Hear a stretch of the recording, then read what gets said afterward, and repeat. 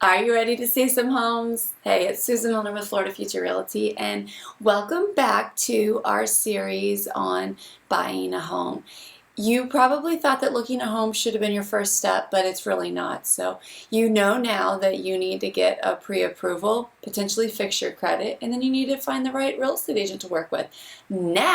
Finally now in part 4, we can go look at homes. So we have a handout that we can post below for you to download that kind of is a sheet to take notes on homes. But you can also, like, if the real estate agent gives you, the listing sheet, you can take your notes on there too. So it's really important to take notes on things. So that being said, we're going to go look at houses. So you're going to be looking at houses, hopefully with all your decision makers in your house. If you're a husband and wife and you're both going to be making the decision together, you need to both be looking at the houses together.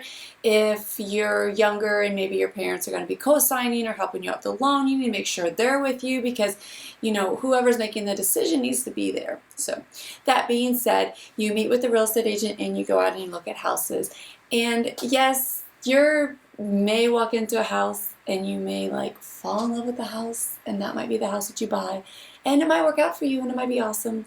And then again, you may go into a house and think it's a dog and not want anything to do with it, and then you may see a bunch of houses that could work but don't make you feel like, oh my god, that's my house. So a checklist helps. Writing notes helps because you can narrow things down. What I like to do with my buyers when I work with buyers is give them all of the sheets that we're going to be looking at and put them in the order of which we're going to be seeing them. And after we've seen 2 of the houses, we say, which one do we like better? And we put the one that we like the best on the top, and then the next one will go underneath. Then we go see the 3rd house. Okay, where does this go in line with these other 2? Okay, well, I still like that one first and put it behind it because I still like it better than that other one. Okay, fine. So by the time we're done, I don't like to see more than 5, 6, 7 houses max in a day because they all start getting jumbled up and you forget which one was by the sewage treatment plant and which one had the big tree growing in front of it and which one was in walking distance from the school, and you're going to forget. So 5, 6, 7 max. Okay? Then anyways, at the end of the day, you have them all in order. And you're going to talk about pros and cons of each one. I really like this house. This is my favorite, my top pick, but it's an older home. And a lot of things are going to start needing replaced. The roof, the AC, maybe plumbing, maybe might start having electrical issues. Versus maybe that second one is an almost brand new home. It's not really going to need anything for a while.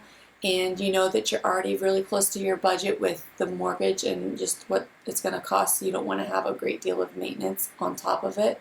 So maybe that one would then go to the top. Maybe there's 2 and they're pretty much equal. Or maybe, your husband likes the garage and you're the wife and you like that there's 2 sinks in the bathroom or whatever it is, and you got to kind of, figure out who wins, who gets to pick. Now, then you pick your first top pick and you're going to put an offer in on it. Sometimes I've worked with buyers and they've wanted to put offers on 2 different homes because they want to know which one's going to give them the best deal.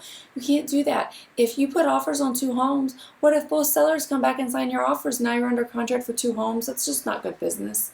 Yeah, you can get out of them probably, but it's just not the way to, be professional and do the right thing, because now the sellers both think that they've sold their house. So you're going to want to put in 1 offer on 1 house to start with.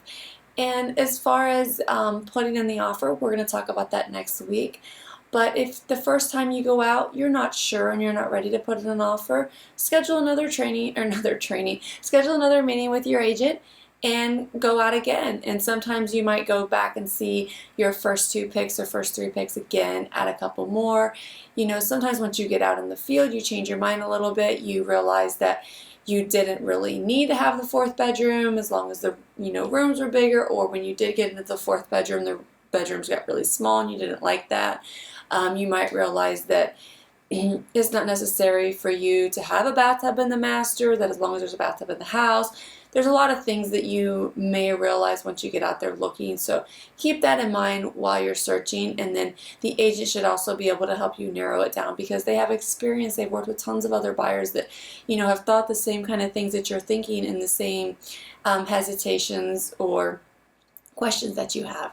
So good luck shopping for houses, and we'll see you next week to talk about writing up that awesome offer.